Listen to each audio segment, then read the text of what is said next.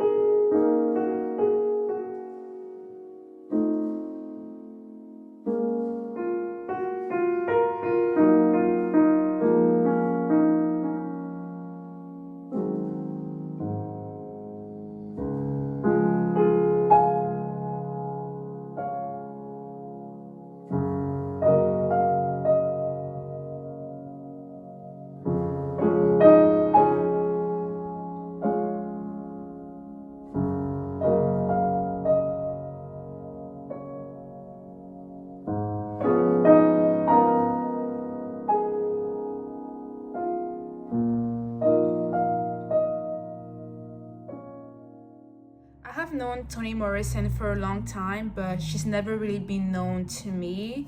To be honest, I was very skeptical to read her books because she's so loved and she's so worthy of all this praise. And I felt like I may not have the space to be critical of her work or have the space to have a distaste of them. In general, I do like to approach books at my own timing and when I feel drawn to the book.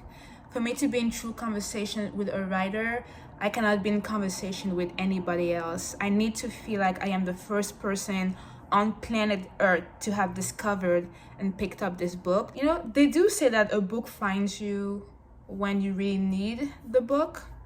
And I'm just so glad that I started out the year reading The Bluest Eye. I picked up The Bluest Eye first because it was recommended as the best entry book to all of her works. Let me tell you that I am obsessed with Toni Morrison's writing. No notes.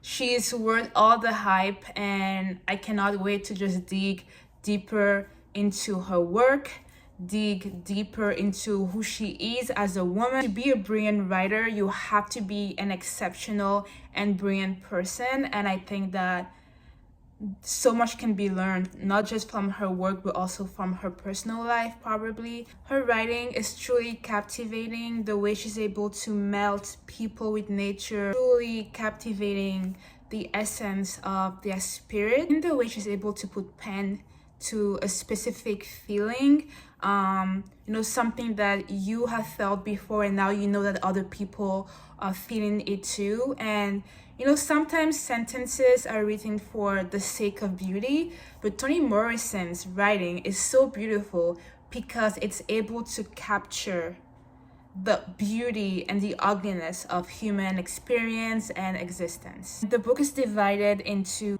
chapters based on seasons, but there's no telling whether the chapters are in chronological order. In fact, honestly, there are a few chapters that if you read backwards, they will still give such a powerful story. But I truly believe that Toni Morrison shuffled up these chapters in a way that best reflected human disposition. We judge people based on the information we're giving or what we observe, and only then do we actually learn their histories and the how, you know, how they got to be where they are. And I really love that she would introduce characters and their situations, and chapters later she would then go into, you know, dive into their childhood and how they grew up and what were their senses and sensibilities in this world. For example, the Breedloves, we are introduced to them through their tumultuous marriage, but then chapters later we get to know them as individuals and also how they kind of like, you know, brought themselves to each other. The book also has lighter moments, like there are actually many funny parts. It really captures just like the nuances of human behavior. On the topic of Pecola wanting blue eyes, the book is so much bigger than just a single wish, but it is the wish that captures the metaphor for all the things that Black people at the time were wishing for and we're hoping for but would never get. Obviously, though not to Pecola, who's a child, she can never have blue eyes. She wants blue eyes because little white girls had them and they were considered cute and they were giving social validation and social acceptance, things that Pecola was lacking due to her dark skin. Other characters in the book were also after a certain type of social validation and a certain type of social acceptance, although I'm not sure that they were able to point to what exactly they wanted. Unlike Pecola, who was like, she knew that blue eyes would be a vehicle to just having a life of lesser struggle. Pecola's fruitless hope represents the hopelessness that Black people at that time felt navigating life. Like, they wanted to be seen. They wanted to be respected. They wanted to be validated. And, you know, when we think of blue eyes, we're thinking of the aesthetic aspect of, like, you know, being deemed beautiful by society in a physical sense. But these are people who wanted to live beautiful lives, lives of beauty, lives where their homes look nice, their homes were comfortable, their homes were inviting, you know, where they could dress themselves life where their existence felt like it had meaning, felt like it was witnessed. These people really felt invisible. And just like Pecola wanted blue eyes, they wanted, you know, so many things out of life that just as having blue eyes for, you know, for Pecola seems impossible, they also felt that an impossibility of having their heart's desires. She's so beloved as a writer that whenever I have her book out and about, people come up to me, we have conversations. I always read my books on the subway or when I'm, you know, running some errands outside, and I've never had a book really like connect me to other strangers in New York. And same thing with Sula. A lot of people have come up to me, told me that they love this book. I remember when she passed away, and I felt this gloom in New York. I was leaving work. I saw all these people holding her book in their hands as they were commuting, and I'll never forget that. I was like, whoa, wow. So when I think of autumn, I think of somebody with hands who does not want me to die. The furniture had aged without ever having become familiar. People had owned it, but never known it. No one had lost a penny or a brooch under the cushions of either sofa. The raptor of season was a new girl in school named Maureen. There was a hint of spring in her slow green eyes, something summery in her complexion, and a rich autumn ripeness in her walk. Again, like the way she's able to really infuse people with the nature around them. They have the eyes of people who can tell what time it is by the color of the sky. She left me the way people leave a hotel room. Does anybody regret leaving a hotel room? Does anybody who has a home, a real home somewhere, want to stay there? Does anybody look back with affection or even disgust at a hotel room when they leave it? You can only love or despise whatever living was done in that room. But the room itself, one doesn't anymore feel for a hotel room than one expects a hotel room to feel for its occupant. That heavenly Father was how she left me, or rather, she never left me because she was never even there. Yeah, that was The Bluest Eye. I truly enjoyed this book. One of my favorite books of all time. Is going to be in my all-star list for sure. I hope you guys enjoyed this vlog.